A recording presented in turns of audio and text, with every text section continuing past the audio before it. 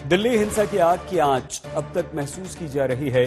फिलहाल स्थिति काबू में है, लेकिन प्रश्न की लंबी फहरिस्त के साथ हिंसा मामले में अब तक 14 लोग गिरफ्तार हो चुके हैं। लेकिन पहला सवाल कि दंगे में और कितने आरोपी हैं। दूसरा महत्वपूर्ण सवाल ये कि महज 10 से 15 मिनट में ही हजारों की भीड़ कहां से जमा हो गई और मामला क्यों आउट ऑफ कंट्रोल हो गया। बड़ा एक और सवाल यह भी है कि क्या दिल्ली में हनुमान जयंती पर हिंसा और रामनवमी पर दूसरे कई शहरों में सांप्रदायिक उत्सव में हिंसा में कोई कनेक्शन तो नहीं।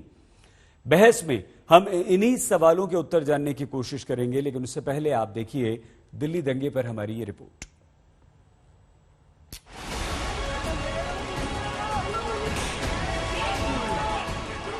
शनिवार की शाम दिल्ली के जहांगीरपुरी से आए जिस मंजर से देश का सामना हुआ, उसने हर किसी को सन्न कर दिया।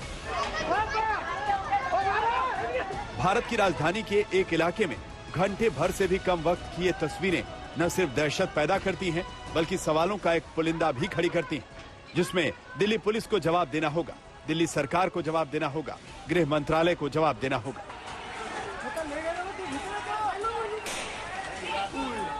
हनुमान जयंती की शोभा यात्रा के दौरान आरोप है कि एक पक्ष ने पथराव शुरू किया, जिसके बाद जहांगीरपुरी में हालात कुछ देर के लिए काबू से बाहर हो गए।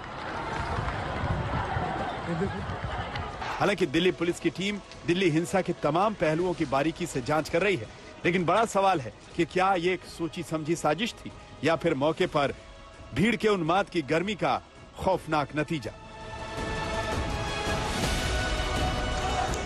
हम आपको ये भी बता दें कि दिल्ली हिंसा की जांच फिलहाल कितनी रफ्तार से है और कहां तक पहुंची है। अब तक 14 लोगों की गिरफ्तारी हो चुकी है, जिन्हें मेडिकल के बाद कोर्ट में पेश किया जाएगा। इस मामले में जितनी भी एफआईआर दर्ज हुई हैं, वो सभी नामजद हैं। 14 गिरफ्तार आरोपियों में से 2 मुख्य आरोपियों में एक का नाम अंसार जबकि दूसरे का असलम है। पुलिस के मुताबिक असलम ने गोली चलाई थी और अंसार ने सबसे पहले पत्थरबाजी शुरू की थी। जांच में यह भी बात सामने आई है कि पूरा मामला 10 से 15 मिनट के भीतर ज्यादा बिगड़ा।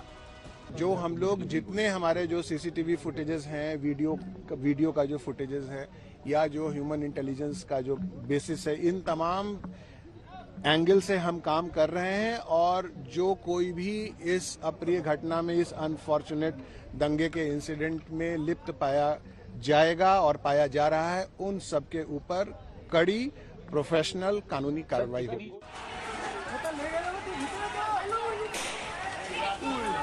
महज 10 से 15 मिनट के कम वक्त में ही बेहिसाब भीड़ जुटाने के पीछे वजह को भी पुलिस खंगाल रही है। ये जानने की कोशिश की जा रही है कि इलाके में पहले से ही कोई व्हाट्सएप ग्रुप तो सक्रिय नहीं था। सोशल मीडिया में संदेशों के आदान प्रदान को भी खंगाला जा रहा है। साथ ही पूरे इलाके में लगे सीसीटीवी फुटेज की भी जांच की जा रही है। क्या शोभा यात्रा में शामिल लोगों के पास भी लाठी और तलवार थी, इसका आकलन भी किया जा रहा है। दिल्ली हिंसा की सारी परतों को खोलने के लिए कम से कम 10 टीमों को काम पर लगाया गया है। देखिए, कल जो अप्रिय घटना हुई थी उसके रेफरेंस में हम लोगों ने केस दर्ज किया था। उसके बाद सारी रात जो इंटायर दिल्ली पुलिस की जो टीम है और नॉर्थ वेस्ट डिस्ट्रिक्ट की टीम है, इसने काम किया और हमने जो एसेलेंट्स हैं, जो एग्रेसर्स हैं, जो दंगाई हैं, उनका हमने आइडेंटिफिकेशन किया और अब तक हमने 14 दंगाइयों को गिरफ्तार किया है।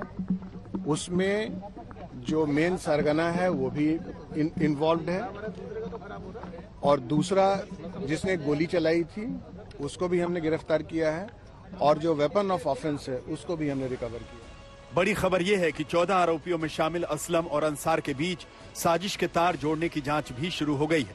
अंसार पर पहले से ही 7 एफआईआर दर्ज हैं और वो एक हिस्ट्री शीटर है। जहांगीरपुरी हुई हिंसा के मामले में दिल्ली पुलिस ने अब तक कुल 14 लोगों की गिरफ्तारी की है, जिसमें असलम और अंसार भी शामिल हैं। फिलहाल दिल्ली पुलिस तमाम सीसीटीवी फुटेज और वायरल वीडियोस की जांच कर रही है।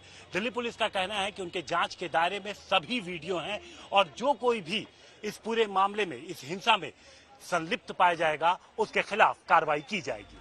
हालांकि फिलहाल दिल्ली हिंसा और रामनवमी में देश के कई शहरों में बवाल के तार को जोड़कर दिल्ली पुलिस नहीं देख रही, लेकिन सवाल तो उठता ही है कि क्या रामनवमी और हनुमान जयंती के दिन हिंसा और उपद्रव का कोई कनेक्शन तो नहीं? क्या दोनों एक ही साजिश का नतीजा तो नहीं? क्या देश में कोई टूल किट दंगे के पीछे तो काम नहीं कर रहा?